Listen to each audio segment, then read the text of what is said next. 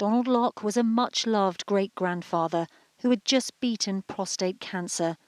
But in July last year, the 79-year-old pensioner was stabbed to death by a complete stranger. His killer was 35-year-old Matthew Daley, who was today convicted of manslaughter on the grounds of diminished responsibility. I reached out with that and it went into his arm.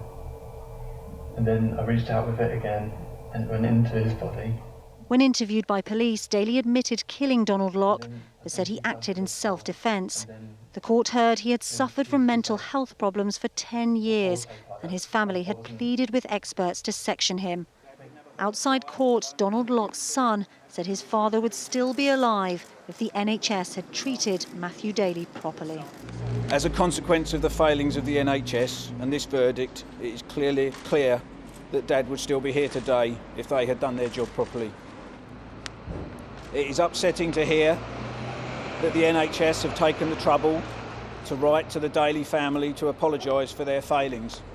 Yet we as a family have received nothing in writing ourselves.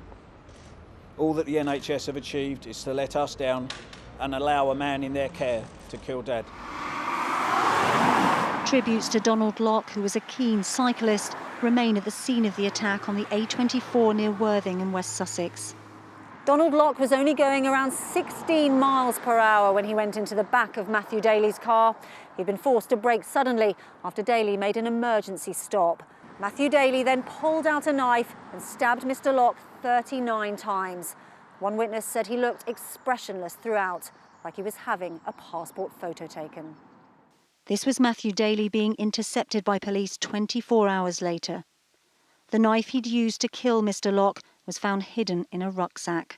It happened in a peaceful area of West Sussex, on a busy road which thousands of people use regularly. It came out of the blue, and when it happened, it was horrific for all first responders and witnesses. While in prison, Matthew Daley wrote a letter detailing his version of events that day. His family say the killing need not have happened if his mental health had been treated properly. For the family of Donald Locke, knowing his death could have been prevented is the hardest thing of all. Layla Hayes, 5 News, Lewis.